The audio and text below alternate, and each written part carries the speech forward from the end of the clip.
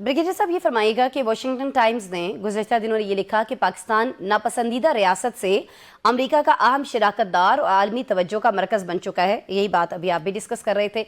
लेकिन सर, ये जो पजीराई है, ये दहशतगर्दी के खिलाफ जो जंग हम लड़ रहे हैं, भारत की आबी दहशतगर्दी जो हम बर्दाश्त कर रहे हैं, और जो दीगर तनाज़ात हैं पाकिस्तान के, ख़ासतौर पर भारत के साथ, अफगानिस्तान के साथ जो मामला चल रहे हैं, आपको लगता है ये पजीराई उनके हल में कहीं ना कहीं किसी न किसी तौर मुआविन साबित हो सकते हैं? बिल्कुल हो सकती है। और आपको देखें कि फिल्म माहिर से मुनीर का बारे में ये बात बताई जाती है, he is very straight forward. Even president Trump से बैठे हैं, बातें की हैं तो स्ट्रेट फॉरवर्ड बात की जी है। जी। दैट्स वाई देखें, स्ट्रेट फॉरवर्ड बात की है, पोलाइट बात की है, और फिर उसके हिसाब से आपने अपना आपको इन्फ्लुएंस वहां पे किया। तो अब वो समझते हैं। देखिए पाकिस्तान के कंसर्न्स क्या है। अभी जो रिपोर्ट अभी जो सबमिट हुई है कांग्रेस में, जो पेंटागन ने रिपोर्ट सबमिट करवाई, उसमें उन्होंने लिखा है, पाकिस्तान का जिक्र किया, तो उन्होंने कहा पाकिस्तान समझता है कि India is a threat to Pakistan existence.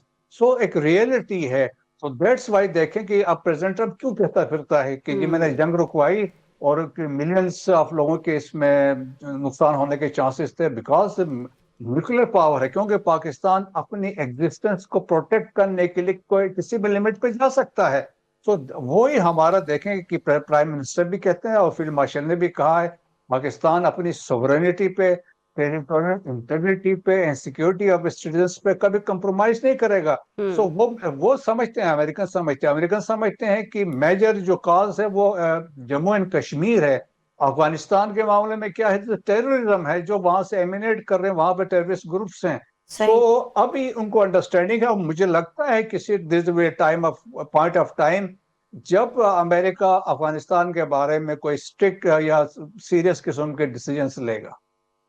अच्छा सर, जहां पाकिस्तान एक नापसंदीदा रियासत से एक अहम शराकतदार बन रहा है अमेरिका का, जहां इतनी आलमी पजीराई मिल रही है, वही हम देख रहे हैं कि बैनुल-अक़वामी सतह पर जो मुख्तलिफ इश्यूज़ हैं उनमें पाकिस्तान का किरदार और पाकिस्तान से तवक्कुआत जो हैं वो भी बहुत ज़्यादा बढ़ चुकी हैं। जैसे इसकी अभी एक वेरी रिसेंट जो मिसाल है वो अमन फ़ौज में शमूलियत है गाज़ा के लिए। सर,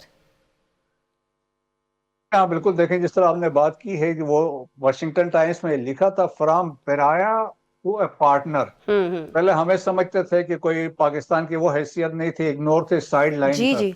अब हम पार्टनर बन गए, हम एक एसेट बन गए। जहां तक इंटरनेशनल स्टेबलाइजेशन फोर्स की बात की है, पाकिस्तान शुरू से इसकी वर्किंग में शामिल था। और दैट्स वाई देखे, जो सेक्रेटरी ऑफ स्टेट है मार्को रूबियो ने जब बात की, पहले उसने पाकिस्तान का शुक्रिया अदा किया। उन्होंने कहा पाकिस्तान ने हामी भरी है, लेकिन उन्होंने कंडीशंस रखी हैं जो इस चीजों पर। लेकिन उन्होंने कहा इससे पहले इस्लामिक से जो इंटरनेशनल स्टेबलाइजेशन फोर्स से पहले, उन्होंने कहा हमने बोर्ड ऑफ पीस का डिसाइड करना है।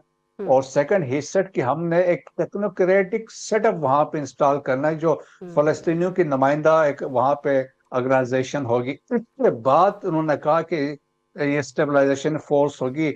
उसमें उन्होंने कहा मैंडेट डिसाइड होना है कि भाई इनका मैंडेट क्या होगा, उनकी ऑर्गेनाइजेशन क्या होगी, इनकी लीडरशिप किसके पास होगी, और यही पाकिस्तान पूछ रहा है। और फंडिंग कहाँ से होगी, तो बहुत सारे इंपॉर्टेंट चीजें हैं।